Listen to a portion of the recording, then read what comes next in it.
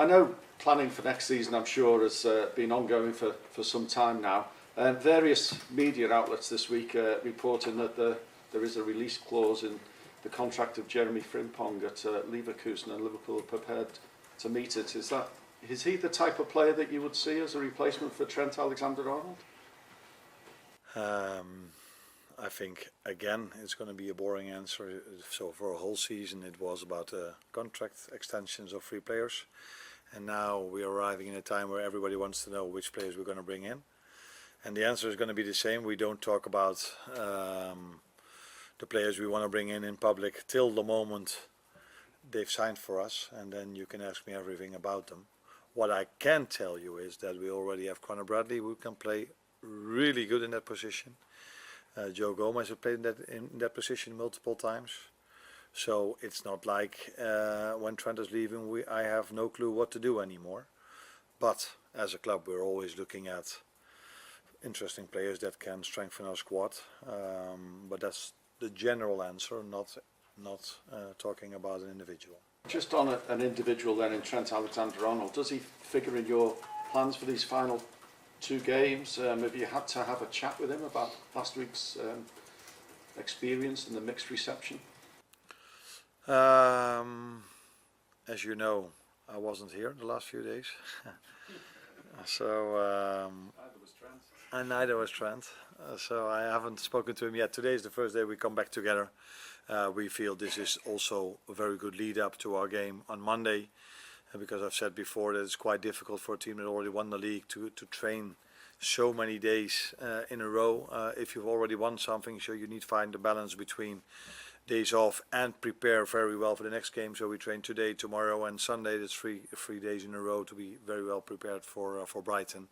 Keep in mind that these players never had a few days off during the season, because we were in the FA Cup, League Cup and Champions League, and of course the Premier League for a long time. So where other teams were maybe had a few days off during the season, we hardly ever had that.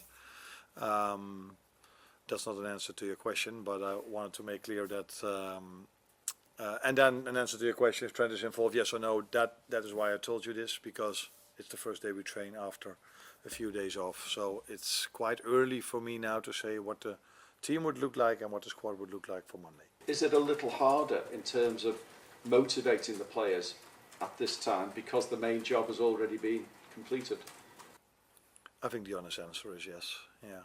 Although I cannot look in all of their heads, but I think it's clear to everyone, if we would still compete for the Premier League, then there would have been a few days off as well, but probably we wouldn't have gone somewhere else. But because I don't think we're the only team, if you play on Sunday and next week is Monday, that you give them a few days extra. But yeah, I think the honest answer is that there is a difference. But if I look at the way we played the Arsenal game, I saw a team that wanted to compete against Arsenal from the first second till the last. Even when we were having some problems in the second half, they were able to come back into the game. So that tells you the mentality is still very good. But it was a home game. And what is the main thing for us is, it doesn't matter if we won the league, yes or no. If you play Chelsea away, Arsenal at home and Brighton away, these are difficult games to play. That's why I was also so happy that we were already enough points clear to clinch the title against Tottenham. How difficult is it in a general sense when you're looking to alter the squad, alter the balance, bring in players, when perhaps to bring those players in you might need players to go for financial reasons, for the size of the squad, when you have to have maybe difficult conversations with players and with players' agents? Is that really difficult, or does that just become part of what you have to do? Is there a brutal element to that? No, first of all, then you assume that we are going to bring in new players. And I've said many times already that we as a club are very happy with the players we've got. But it's not always, it's part of it is our decision, but in some situations, players that haven't played a lot are not looking forward to another season not playing a lot. So there's always a ongoing process, and we have to make sure that we are prepared if we can strengthen the squad.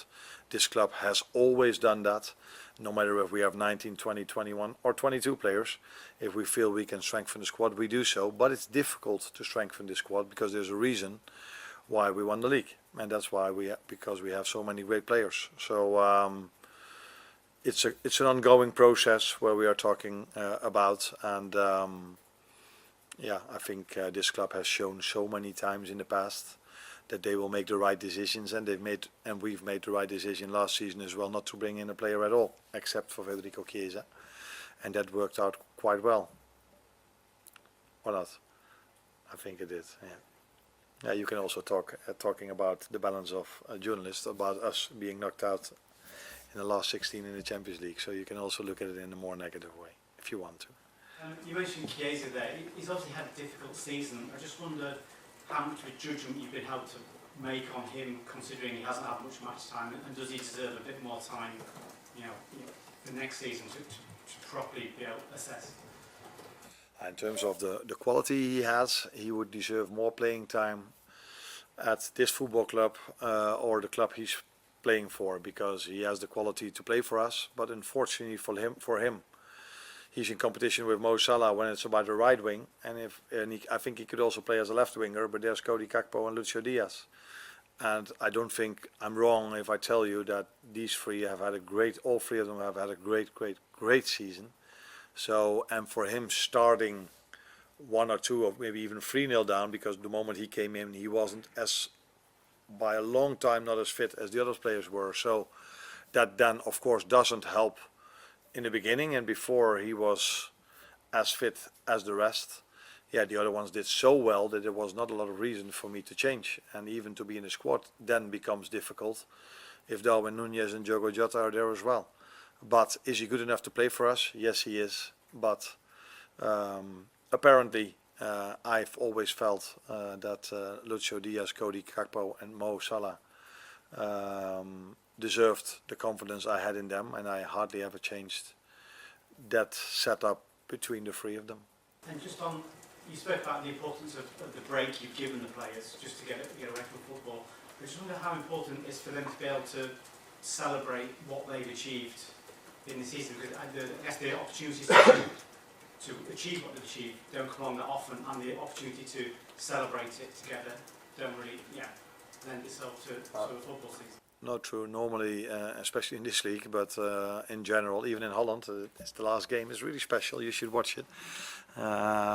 It's about the last game, and normally in this league, it's also about the last game. And if you want it then, and you want to go after the season, then wives, girlfriends, children are like, yeah, come on, I haven't seen my dad for such a long time. Let's go on a holiday now with the family, which I can completely agree. So we were having the great position that not only we won it earlier on already, but also we've played on Sunday, and then the next game is on Monday. So like I said, even if we wouldn't have won it yet, they wouldn't have had 4 days. I think they had 4 days, Monday, Tuesday, 4 days.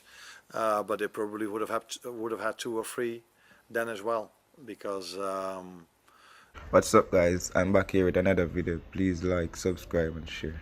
Thank you.